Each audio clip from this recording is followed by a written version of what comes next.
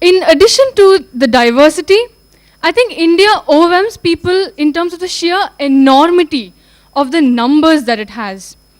It must presumably be a Herculean task to run the largest democracy in the world, and even more, to introduce the concept of accountability, tangible accountability in governance. And yet, there is one idea that changed all that, and one concept that comes close to bringing some measure of accountability in governance. To throw more light on the hows and whys of that, may I please invite on stage the founder of Public Affairs Foundation, advisor to the World Bank, and Padma Shri, Dr. Samuel Paul. Thank you. First of all, let me thank the organizers for inviting me to this function. I have never been invited to speak for 18 minutes in all my life. So I was really curious. People have invited me for 30 minutes, 20 minutes, even 45 minutes, but not 18. It does call for some discipline and accountability, to use your term, and I'll try and keep to that promise. In our country, a common complaint that all of us, or most of us as citizens would have, is that we find it difficult to hold our governments accountable for their performance. If you look at our media, discussions in industry fora, or ordinary citizens talking on the streets as they walk by, all relate to the fact that we are unable, in spite of our electing people to represent us, to have a government that serves us and can be held accountable. We feel upset about it, angry, but very often are unable to do anything about it. There are several reasons for this. We as individual citizens have very little information or only limited information to be able to challenge people in authority who may be doing the wrong things. We, although as citizens are enthusiastic about doing something, we are not organized for collective action, coming together. You have your job, somebody else is working in the field, someone in the kitchen. How can we get out every day and be working together like an industry forum or a trade union could when they demand what they need? We also lack resources. So there are reasons why we, in spite of our strong feelings about abuses in government, lack of accountability, we are not able to do very much about these problems. In 1992, when I returned from Washington and decided to settle down in Bangalore, that was the situation or predicament that I faced as a citizen. From my neighbors, from my friends, everyone was sounding a note of helplessness about public service in the city, about our water, about our electricity, about our municipal services, roads, you name it. The common thing about these services is that all of them are provided by a government which is essentially a monopoly. There is no one else who can supply us roads or electricity or telephone. Now, of course, things have changed, at least in the telecom field. At that time, there was only one supplier. And it struck me as I was thinking only of as a citizen while talking to several of my friends here, that we as citizens need to be proactive. In a democracy, how do you get accountability if we are sleeping or we can only complain? So my friend said, so what can you do? You are director of IIM in Ahmedabad, then you were in World Bank. I mean, you have seen all this, but what can we do? I said, I have a method in mind or an approach, and I discussed with them. And this, the people I am talking about included Raja Ramanna, Sadish Chandran, who was the chief secretary here, P.C. Alexander, he was governor of Tamil Nadu, who had come here. These are all people I have known from my IIM days or in other places. They all agreed we need to do something. What is it?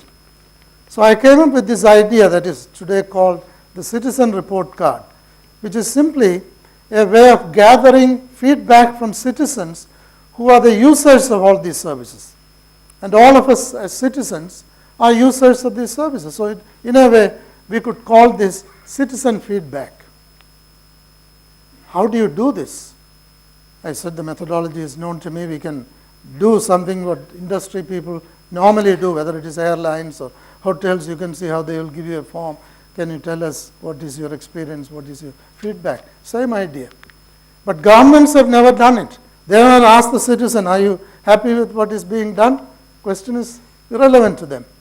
So it was a way of adapting something that I had seen in business circles, talked about in management literature and so many places, but adapting it to the public sector or the state where this idea is not popular at all. In Bangalore in 1993, the first report card was done, and I did it as a personal initiative with these friends. But the results, we decided we will go public with this. Media carried it. We had a press conference, and that is when the government first knew it. Many friends had predicted that, it's risky for you. You can be attacked. You can even be shot, because one of the things we had done was to quantify corruption. BDA was on top. We estimated the per capita, per head transaction payment being made by people. Next was electricity, next was water, municipality. And newspapers had a field day that particular day on front line. In BDA, only money talks was the headline in one newspaper. It was embarrassing. It's the first time anything like this by a civil society initiative was done in Bangalore, or for that matter, anywhere in our country. It did attract attention, but did not produce any result. The government simply kept quiet. Nobody attacked me. Nobody came to my home or threatened me. But nothing positive happened either. A few years later, but one thing that happened immediately was many friends, supporters felt that we need to institutionalize this. That's how the Public Affairs Center was set up. You refer to the foundation that was set up a little later by me. These two organizations today are at the forefront of civil society initiatives to get people to be concerned about governance and to take initiatives to interact on corruption, abuses in government, holding government to be accountable to the people. Since then, many such exercises have been carried out throughout India. And I want to say, for lack of time, this 18-minute limit, I want to say that what we started in Bangalore has now been done in practically all our states in India and in about 20 countries in the world. More are going on. And this foundation that you mentioned is primarily on the international front doing this work. The second country where this was done was Ukraine. When in Bangalore there was silence and nothing happened, in Ukraine, because of the Soviet Union's fall at that time, I'm talking about 1994, there was a great deal of interest in this. I went there, helped them, and the mayors of the cities actually acted on the findings that came out. That's how the international dimension was opened up. To cut a long story short, I can now say that from the time of indifference by government, today governments have turned full circle and have adopted this methodology or approach, although it started as a civil society initiative. In our own city and in this state, I can give you, because this has just happened, some of you may have seen in the papers, one of the agencies, major departments to adopt it this year, last year and this year, was the police department. The Director General of Police came to me and said, I want to apply this. Not you doing it, but we want to do it and help us. That's how the police study was done, as a result of which in the last 3 months, the DGP, with the government support, have already introduced a number of reforms within his control. He has not reformed the entire police, we must admit, but it has happened. The Chief Secretary has recently, just a month ago, concluded a meeting based on another report card we produced on 7 important services in the state as a whole, in which at a meeting like this with all his secretaries, they decided to take action and to repeat this as a benchmarking exercise next year, depending upon the reforms they are going to implement. Delhi Chief Minister, this happened 3 or 4 years ago, invited me, and it has been done in Delhi, not once, twice. After introducing reforms, the second time again we went back and showed her, what do people say about your reforms? What is their feedback? In fact, she was elected a second time soon after that second report card was done. I want to tell you, one of the things we learn in this is that although we started as in an adversarial mode, challenging abuses, conveying citizens' views on what governments need to listen to and learn from the public. That adversarial approach has been internalized by a number of governments by now. I'm talking about not just our state, West Bengal, Delhi I mentioned, Bihar, this is going on. It has happened, as I said, in Maharashtra, Punjab, you name it, even union territories, little places like Sikkim have applied this. And what we have to learn is that from that initial period of indifference, governments went through a period of internalizing it. It takes time. The next step is coalition building. We should not believe that any one person can do reforms in government alone. It requires many of them to come together, agree. Otherwise, things don't click. Coalition building takes time, and then adoption. We have done a similar thing now in another field, road quality. We are all concerned. You all drive cars. We complain, potholes, this, that, and the other.